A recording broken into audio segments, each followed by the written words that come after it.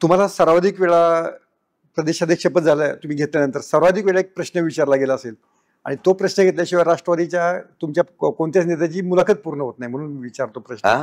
एक असा एक प्रश्न आहे की राष्ट्रवादी काँग्रेसच्या प्रत्येक नेत्याला आम्हाला विचारावा लागतो, आणि तो प्रश्न असा आहे की बाबा ते सारखं ते काय विलिनीकरणाचं काय आहे, बाबा नक्की विलिनीकरणाचं काय आहे चर्चा, काय नक्की ती चर्चा खरी आहे, खोटी आहे, होणार आहे, थांबली आहे, स्थगित आहे?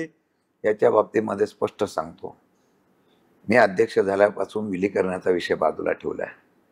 मी अध्यक्ष झाल्यापासून पक्ष संघटना बांधायला सुरुवात केलेली आहे. जोपर्यंत तुमची पक्ष संघटना आणि पक्ष ताकदीने मोठा होत नाही तोपर्यंत तुम्हाला कोणी विचारणार नाही, असं माझं मत आहे. आणि आदरणीय पवारसाहेबांसारखं नेतृत्व आहे.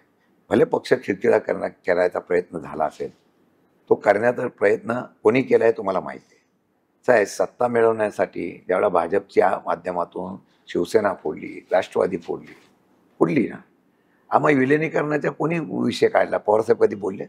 पवारसाहेबांचं स्पष्ट म्हणणं आहे, हो एकत्र येऊ शकतो, परंतु त्यांनी भाजपची साथ सोडावी. विषय तिथं संपला ना. ह्या वावड्या उठवल्या जातात का? अस्थिरता निर्माण व्हावी. मग पक्षामध्ये कार्यकर्ता दिग्जामनी स्थितीमध्ये सापडला की त्याचा राजकीय फायदा उचलायचा. मग राजकीय फायदा उठला, मग काय लोक अरे पक्ष एक होणार, त्याला आपण पहिलंच पुढे जाऊया, मग काय होणार, पक्ष होणार, मग आपलं काय होणार? ह्या सगळ्या गोंधळाचं वातावरण जाणीवपूर्वक राजकारणामध्ये पेरलं जातं. माझं म्हणणं असं आहे की ज्यावेळेला काय निर्णय कुठले कोणाकडून करायचं का आम्ही स्वतंत्र करायचं. आज आमचं म्हणणं आहे की महाविकास आघाडी म्हणून आम्ही काम करायचं आणि स्वतंत्रचा पक्ष आपल्या ताकदीने उभा करायचा. आणि हा जर चर्चा करत असताना ही विलीनीकरण, आता तुम्ही सुद्धा मला इतक्या महिन्यानंतर परत विचारताय, हो तोच पक्ष विलीन होणार आहे का? मला कळत नाही. पक्ष आमचं विलीन होणार आहे, कोणाला आमच्या पक्षात विलीन व्हायचं असेल तर त्याचा आम्ही विचार करू. ओके, हे योग्य उत्तर आहे. मग हे योग्य उत्तर ठरू शकेल. तुम्ही आता राज्य पातळीवर काम करताय, मग आता कोरेगाव मतदारसंघाचं लक्ष तुमचं कमी झालंय का? नाही, वस्तुस्थिती आहे. शेवटी काय, माझा पण मतदारसंघ कोरेगाव आहे. या कोरेगावच्या लोकांनी मला प्रेम केलं. सातारा जिल्ह्याने पवारसाहेब चव्हाण साहेबांच्या विषयावर प्रेम केलेलं आहे. आज ती सगळी बाजू केलेलं आहे. पण काय असतं माहिती आहे का, आपण एका ठिकाणी अडकून पडायचं का लोकशाही जिवंत राहण्यासाठी किंवा आत्ताच्या परिस्थितीला समोर जाण्यासाठी महाराष्ट्रामध्ये फिरलं पाहिजे, ह्याला महत्त्व दिलं पाहिजे. आज मला पद मिळालं तर त्या पदाचा उपयोग नुसता कोरेगाव पुरता मर्यादित ठेवला नाही तर तो योग्य होणार नाही.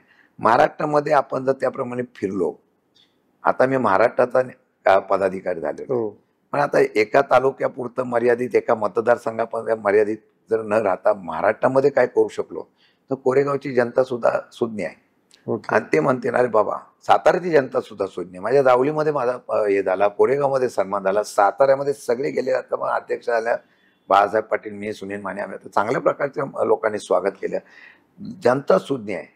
हा माणूस पद घेतल्यानंतर कशासाठी लढतोय? मी शेतकऱ्यांसाठी लढणार आहे, मी युवकांच्या बेरोजगारीबद्दल लढणार आहे, मी वेगवेगळ्या विषयावर लढणार आहे, महाराष्ट्रामध्ये चुकीच्या पद्धतीने लोकशाहीचा खून होतोय त्याच्या विरोधात लढणार आहे.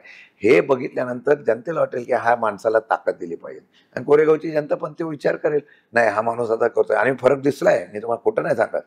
आता लोकांना आपुलकी वाटायला लागली, फरक दिसायला लागलेला आहे. काय नाही रे, सातारचा आपला आणि कोरेगावचा माणूस आपला आता महाराष्ट्रामध्ये गेलेला आहे, करतोय काम, हा फरक दिसतो. आणि ते पण समजून घेतात की आपण इथं न थांबता आता राज्यावर आपण फिरा, राज्यावर तुम्ही त्या ठिकाणी दौरे करा आणि काम करा. ओके.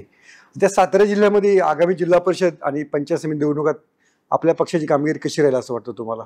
मी लगेच या आमच्या पक्षाची राज्यामध्ये लगेच कामगिरी उठावदार होईल असं सांगणार नाही.